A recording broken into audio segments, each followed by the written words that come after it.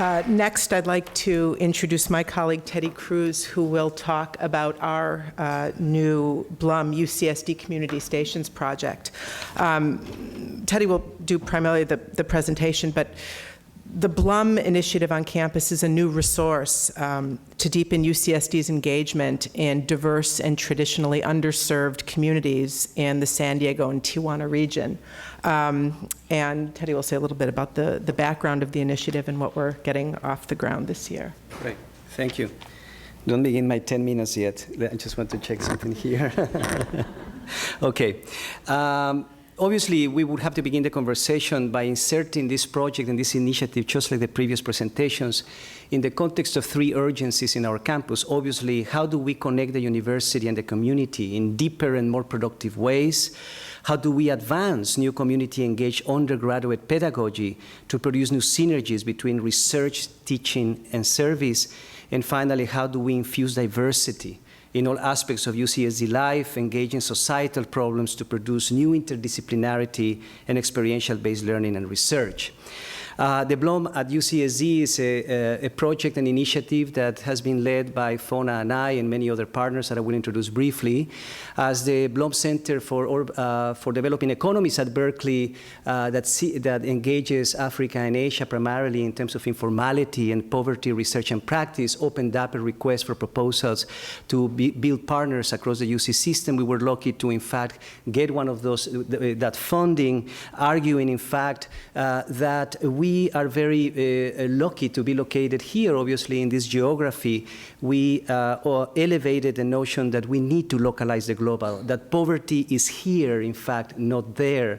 Engaging the specificity, the kind of reality of underrepresented neighborhoods here across the border as sites for new research and innovation. They were compelled by the fact that we could send in the morning a student to one of the informal settlements in Tijuana to do field work, and in the afternoon that student is here researching and elevating scholarship and theory.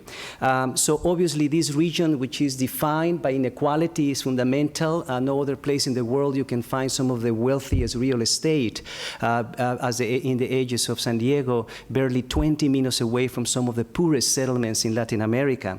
And it is this what produces a context for UCSD to commit to a new era of engagement of its own locality and rethinking the role, obviously, of the public university in mediating the gap that has been perpetuated in recent years between cultural institutions and communities.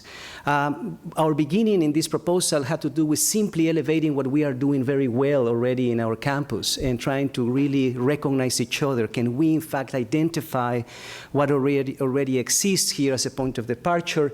The Blum Initiative really was an excuse to form a coalition of a few initiatives, centers, professors that are working on these issues through the Center on Global Justice, through the Center for Urban Ecology that I lead and the Visual Arts, Urban Studies and Planning Program through Keith Pezzoli, the Division of Global Public Health through Steph Strafty, and CAL-IT2 under the leadership of Ramesh Rao. This coalition consolidated the UC Blum Center proposal, and the central project for this project became the UCSD Community Stations. This project in itself, which I will explain very briefly and broadly, becomes a framework, a platform, really, to synergize the different practica across campus by connecting those practica to the specificity of a variety of marginalized zones of poverty communities across the border.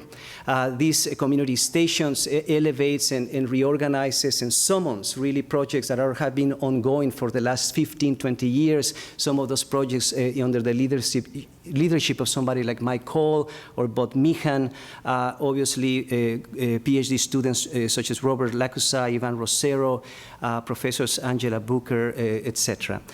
There are three community stations that compose the system: the Green Steam Community Station, the Earth Lab Community Station, and the Cross-Border Community Station. I wanted to focus on the fact that, in fact, this system is simply forming a corridor of knowledge exchange, linking the specialized knowledge of UCSD with the community-based knowledge embedded in marginal neighborhoods. It's really about a kind of two-directional system. It's not only about going there, but actually enabling the knowledge of the community to enter into our institutions, to reorganize new forms of pedagogy and research.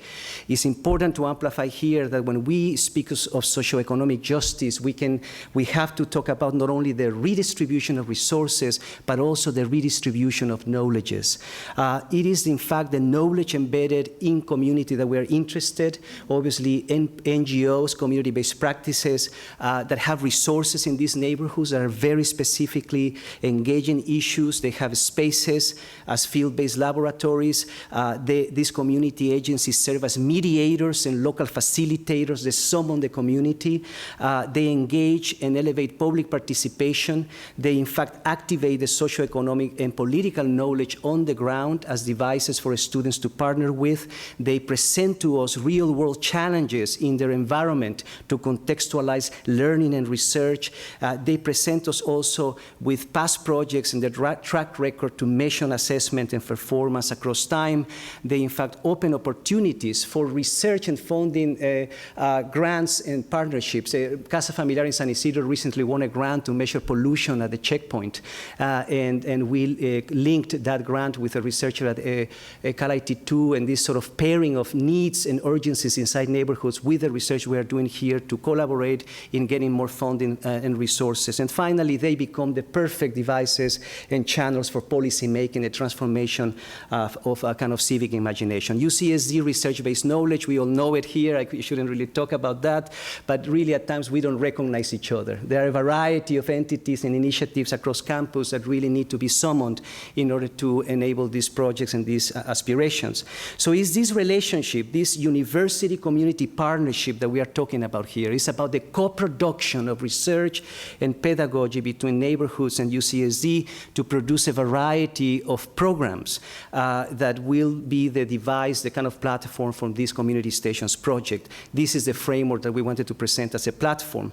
So again, the common features are basically that for each of these community stations, there is a partnership with a coordinated group of community-based organizations. It's about co-production, co-curation, and co-management of these projects. Each is committed to the principle of reciprocal knowledge production. Each provides unique educational opportunities for experience-based undergraduate research. Each works on the model of financial mutuality. Communities contribute, in fact, resources to this partnership. Each focuses on different aspects of diversity, disciplinarity, demographic, generational, and geographic, and according to many other criteria. And finally, each is complementary with a variety of outreach programs across the campus that would have to be summoned as this develops. I wanted to end with showing, obviously, that this is about the specificity of the geographic location of these neighborhoods. UCSD in northern San Diego, and these neighborhoods in southeast San Diego in the south, where these stations are located, producing this sort of corridor of knowledge exchange, this circulation of resources and knowledges. The Earth Lab community stations, which is the same framework for all of them, has built throughout the years partnerships with a variety of entities on the ground that are really summoned in these neighborhoods. And this coalition of existing community-based practices and institutions are linked with a variety of programs, academic and in research, here in UCSD, producing the station itself. Again, to produce content, to co-produce content. The Earth Lab community stations focuses on eco-literacy, issues of environmental sustainability. The Green STEAM community station, led by Mike Cole. The previous is led by Bob Meehan. This one is by Mike Cole. In the same manner, they have constructed a coalition of entities with whom they have been partnering, and this produces, again, with our coalition inside UCSD, the Green STEAM community station, focusing on issues of informal learning, social technology, etc., and the cross-border community stations, which bring together, this is the project that Fauna Forman and I are leading that connect to San Isidro to the north, is the first immigrant neighborhood into the United States, and to the south, Laureles Canyon, home to 85,000 people, the last slum of Latin America crashing against the border. These two neighborhoods become the laboratories for this station, partnering with Casa Familiar, an entity that really works across a variety of issues from citizenship, immigration, housing, and public space crisis, to Alter Terra in this informal settlement dealing with issues of environmental degradation, social organization, etc. These two entities across the border are brought together to form the cross-border